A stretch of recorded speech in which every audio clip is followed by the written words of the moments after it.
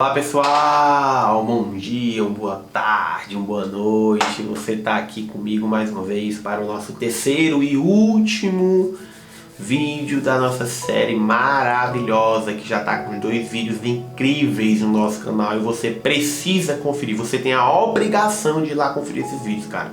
Você não tem noção do conteúdo que você está perdendo, completamente gratuito e para abençoar a sua vida. E hoje nós vamos falar a respeito da missão da igreja através do reino de Deus. Cara, você não tem noção, cara. É muito incrível, cara, o que Deus quer falar com você hoje, cara. É muito incrível as coisas que Ele me fez entender, que Ele me mostrou. Eu pensei, meu Deus, isso é louco demais. E fica com a gente, pega aquele caderno, pega o cafezinho, pega a caneta, anota tudo para você aplicar na sua vida, na sua igreja e vem com a gente. Hoje nós vamos falar sobre a missão da igreja em si.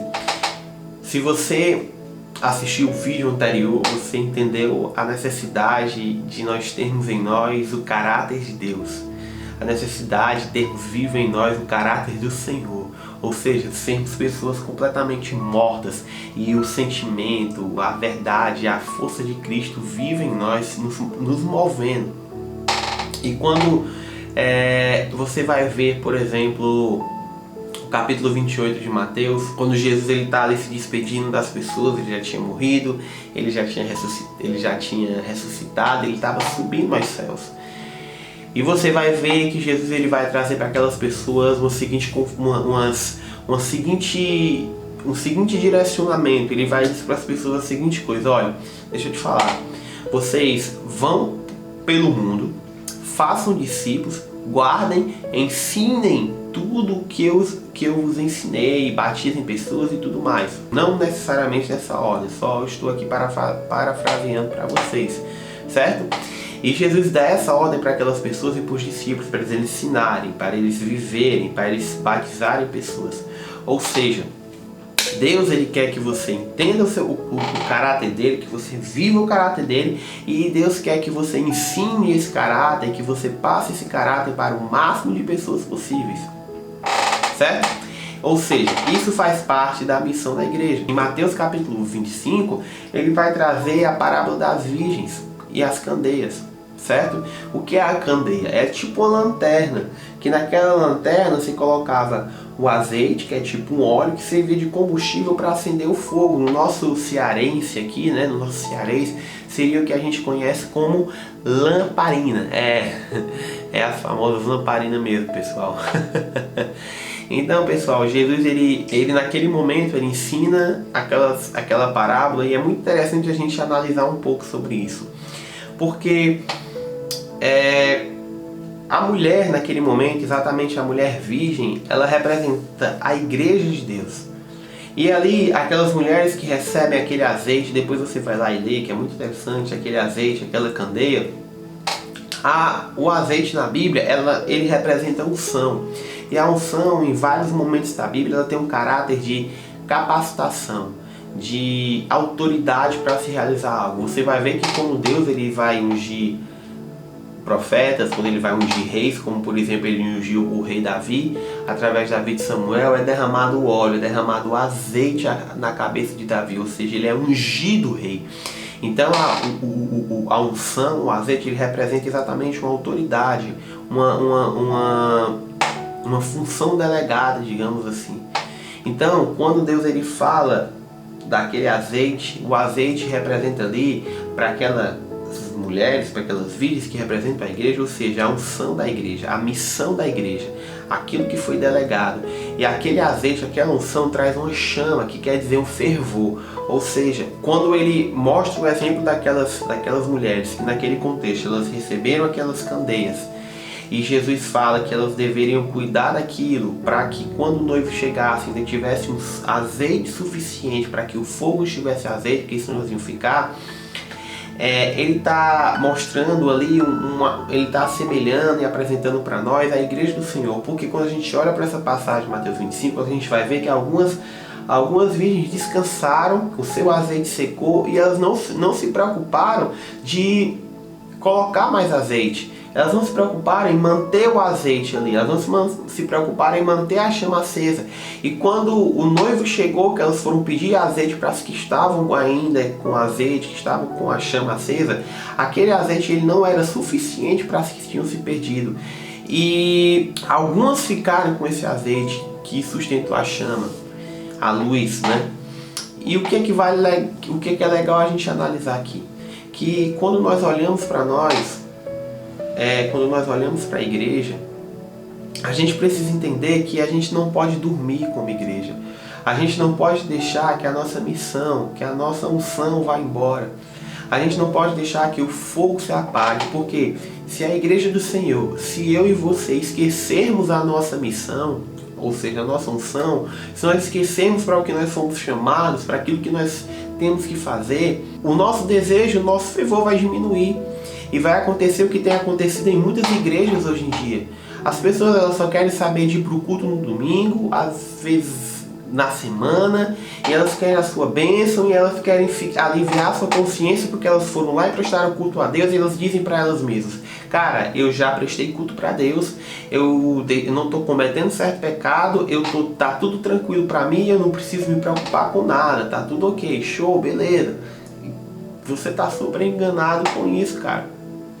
Como assim, Pedro? Por que eu estou super enganado com isso? Eu estou fazendo tudo certo, eu estou indo para a igreja.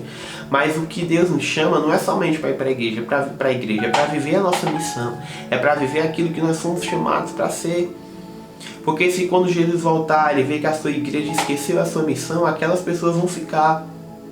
Então, quando Jesus traz essa parábola de Mateus capítulo 25, é muito interessante a gente entender um pouco do contexto. E qual seria o contexto? O contexto é que várias coisas estavam acontecendo ali naquele momento. Cara, Jesus tinha morrido, Jesus tinha ressuscitado. Na verdade, ele não tinha ressuscitado, mas Jesus estava prestes a morrer. A igreja viveu um grande avivamento lá em Atos. Pessoas eram curadas, cegos enxergavam. Gente, as palavras de Deus eram incríveis, não estavam um reboliço, então estava todo mundo empolgado. E ia continuar aquela empolgação durante um bom tempo, como continuou. E Jesus, sabiamente, ele chega para aquelas pessoas e diz assim: olha, vai chegar um momento em que as coisas vão ficar difíceis, em que não vai ser tão fácil nutrir o azeite. Tá entendendo?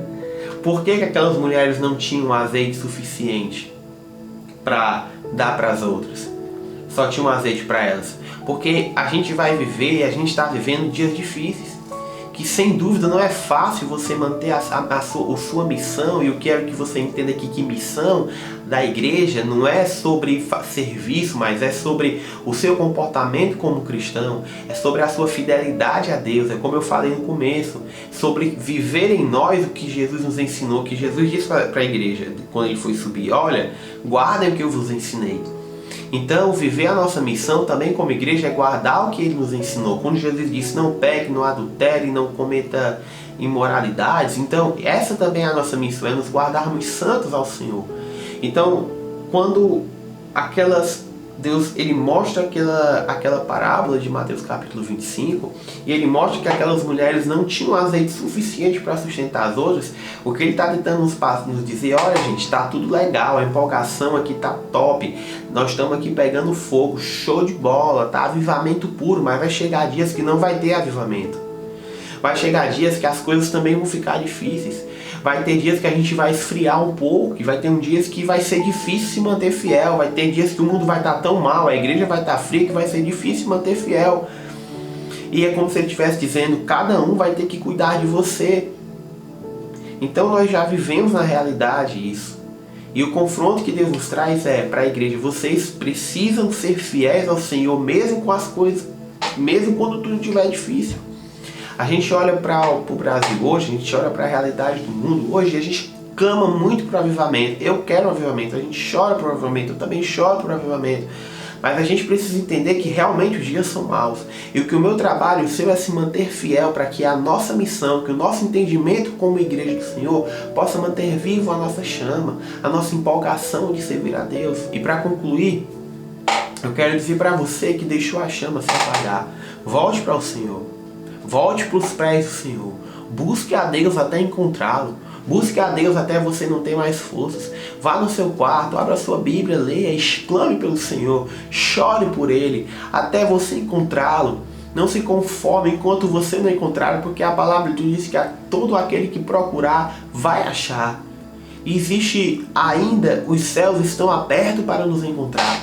Ainda existe uma promessa de Deus que Ele fala que no final dos tempos o Evangelho vai se propagar e todo mundo vai ouvir falar. Lá em Mateus capítulo 24 tem isso.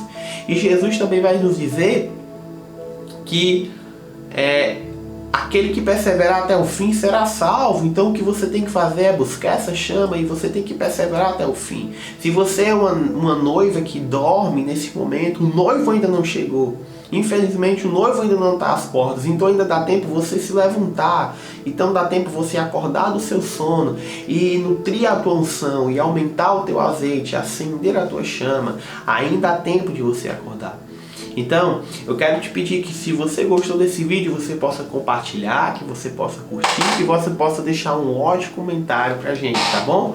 E que Deus abençoe a tua vida.